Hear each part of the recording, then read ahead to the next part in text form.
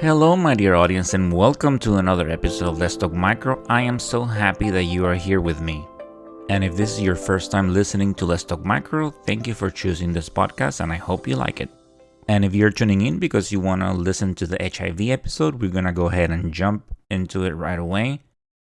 So basically, this is an episode that was originally published in 2022, and the guest was Dr. Jingmei Su, and she is a transplant physician at Weill Cornell Medicine in New York. And she came to the podcast to talk about a case they had, which was this patient, had acute myeloid leukemia, AML, but this patient also was an HIV patient.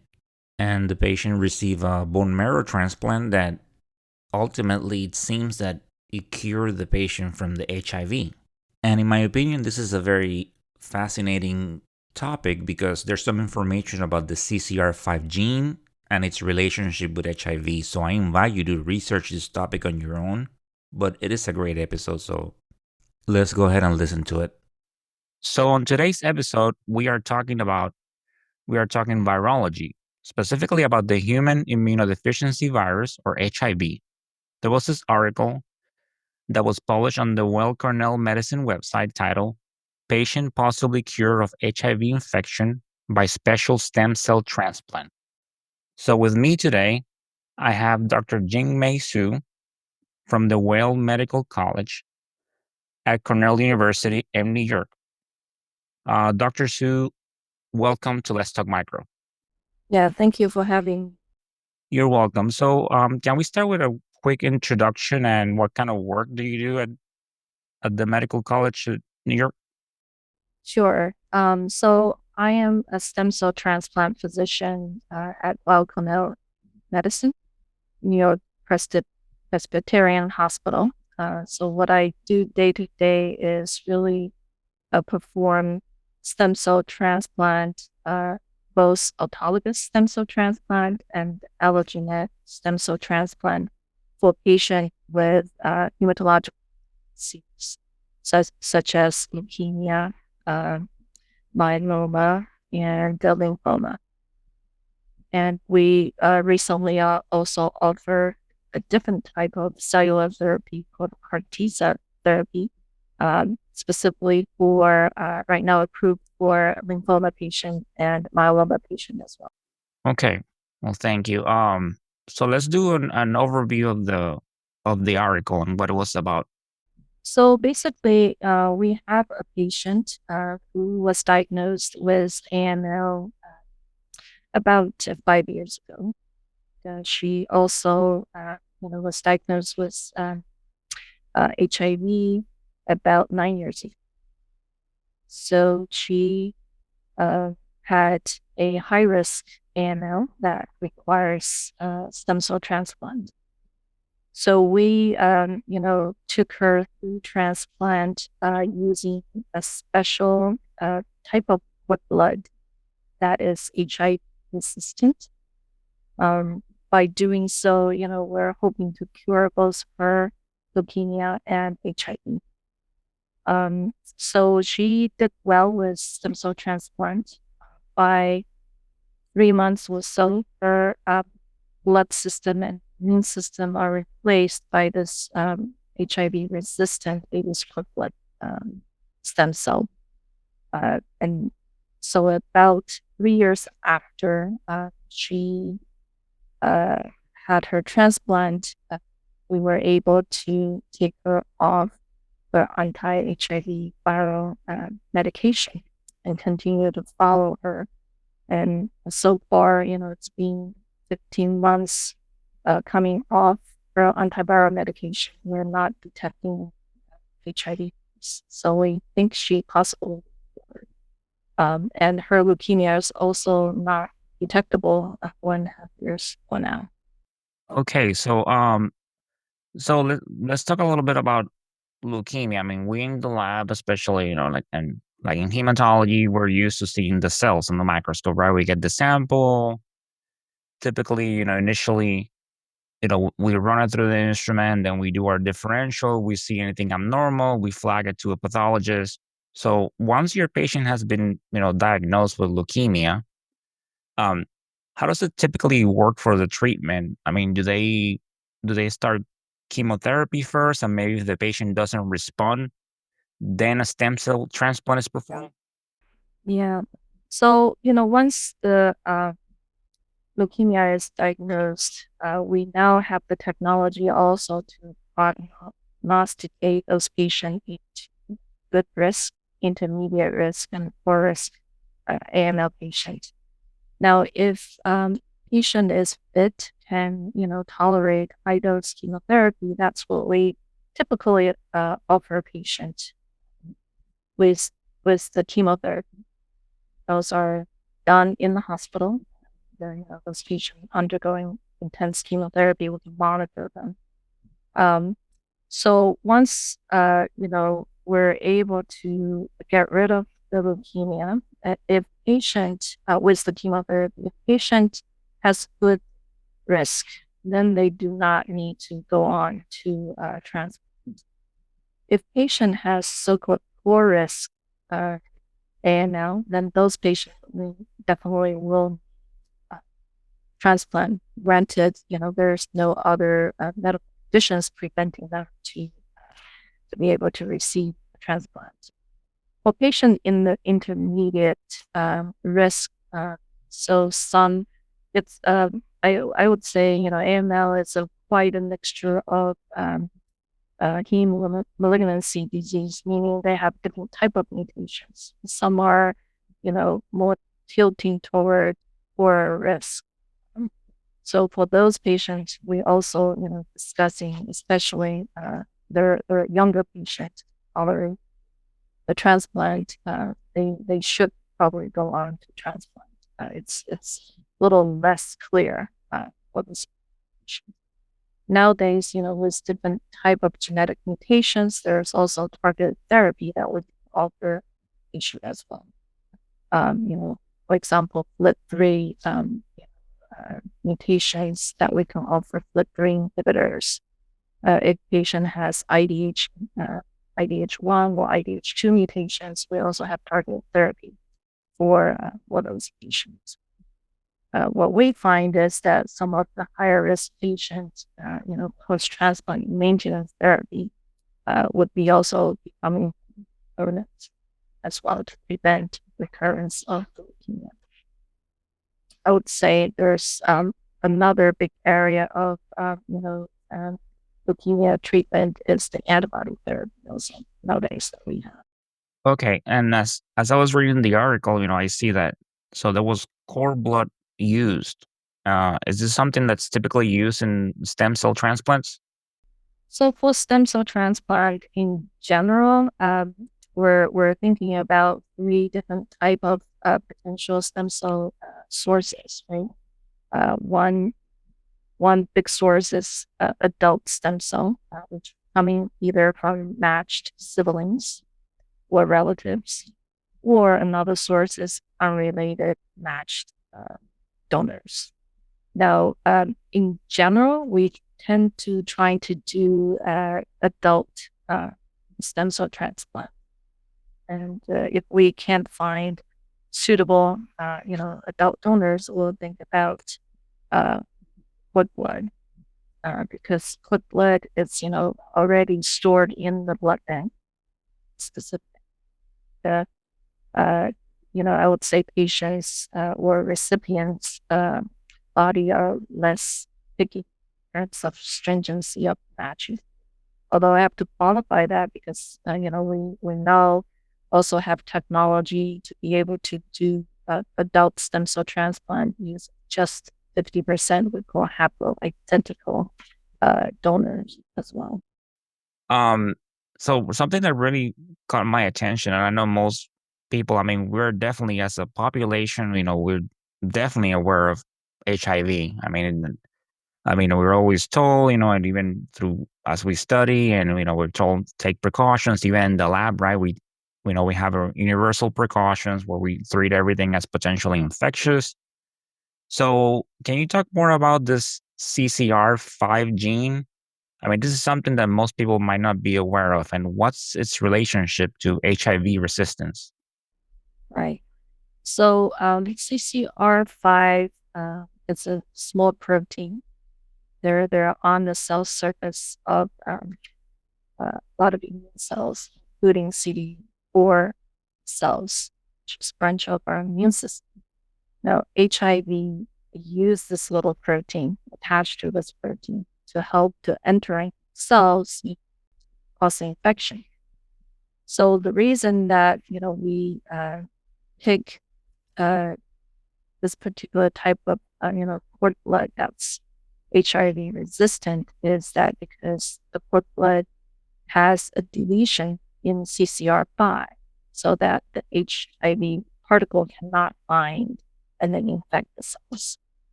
So in fact, if we replace patient's immune system with this CCR5 deficient cord unit, so the HIV can no longer infect the patient.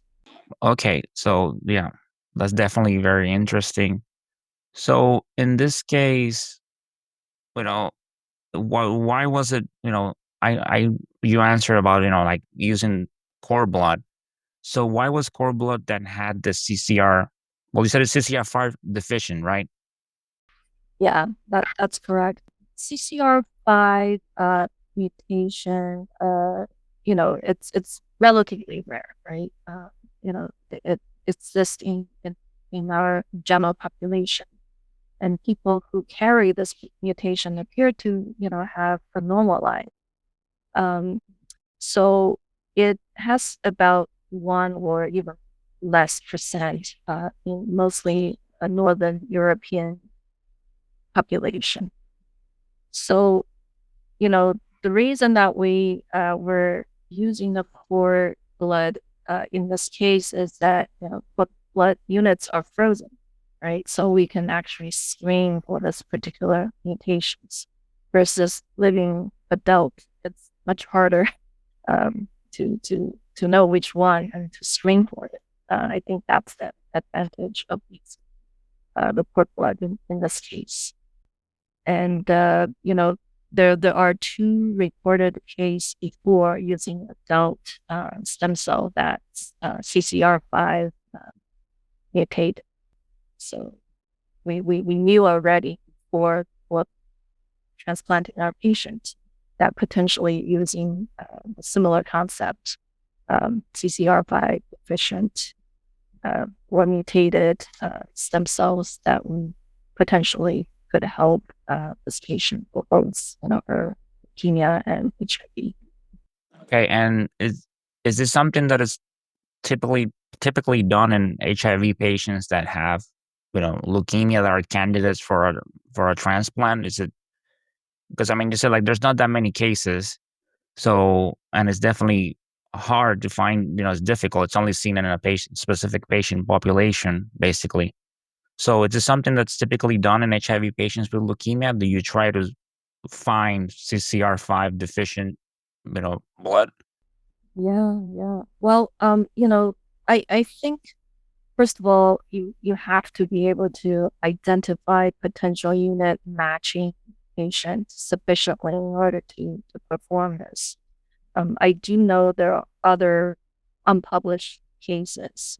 Some of our colleagues scattered, perhaps, in US or even other locations that tried. So I think, when this is, I think our case indicate that, whenever patients are suitable, you can find a unit. That's something definitely should be considered.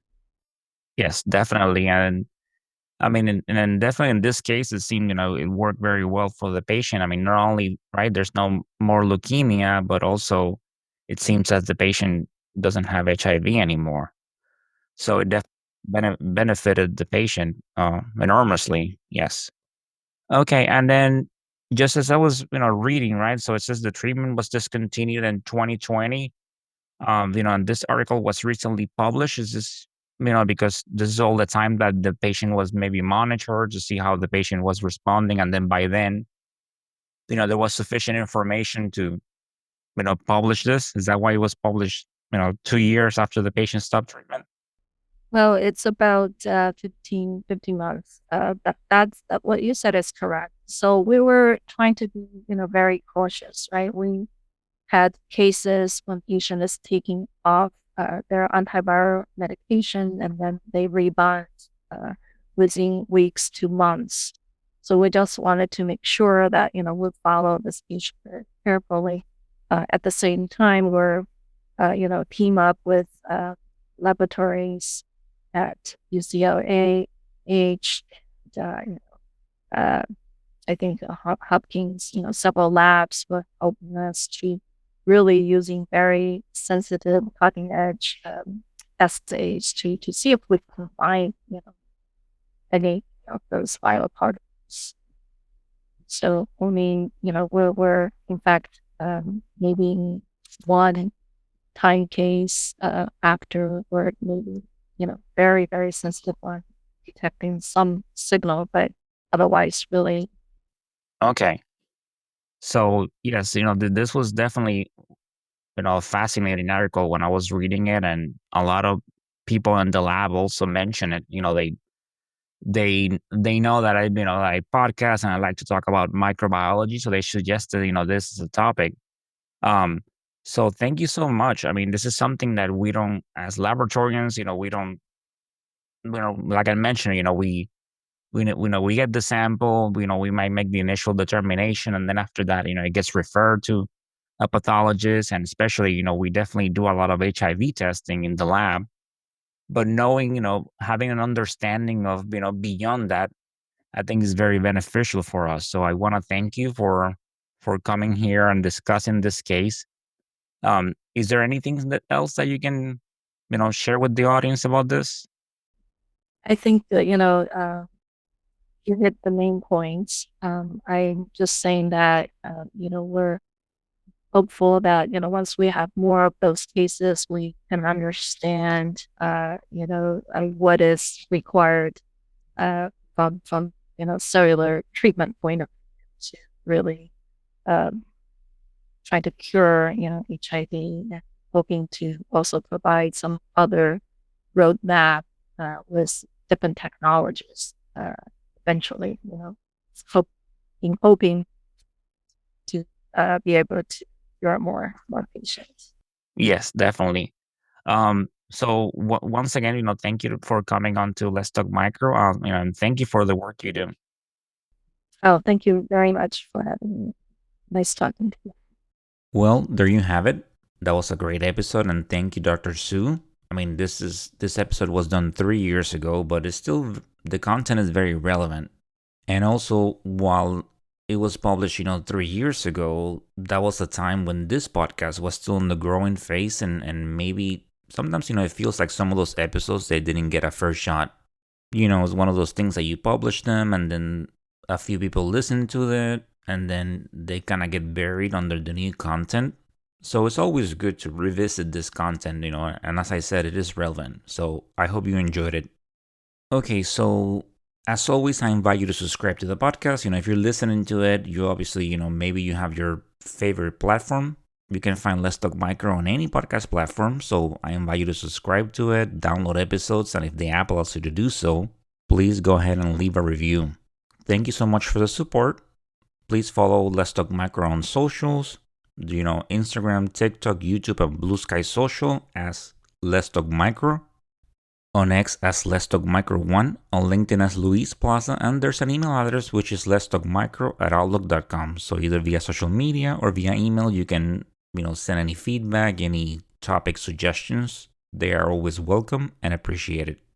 And as you know, the Let's Talk Micro podcast does not have any sponsors, so if you want to support the podcast in any way, you can do so via a Venmo link or via Buy Me a Coffee, KOFI, both links available on the show notes.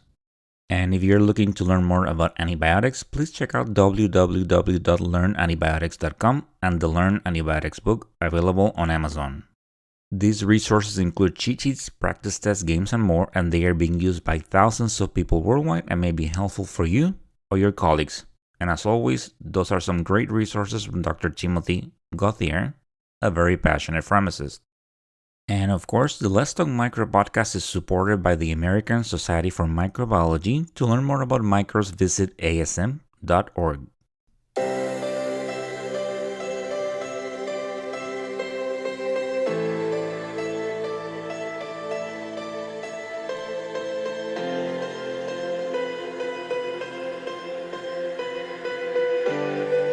And that, my dear audience, is the end of this episode. I hope you enjoy learning about HIV and the CCR5 gene. As always, I enjoy sharing this information with you. Thank you so much for the support. Stay tuned. Last week I attended MAD-ID, which is this conference about microbiology and pharmacy in Orlando. I'm gonna do an episode about what I learned and what I liked, so stay tuned. And from the talks, I'm reaching out to some guests. So, hey, Microbe is approaching in Los Angeles, so if you're gonna be there, stop by. If you see me, say hi. I'm looking forward to meeting you and connecting with you. So, and I have an event, so I will give more information as the time approaches. So please continue bringing that passion to what you do. It's so important. You do such great work. So, as always, stay motivated, stay safe, and of course, continue talking micro. Until the next time. Bye.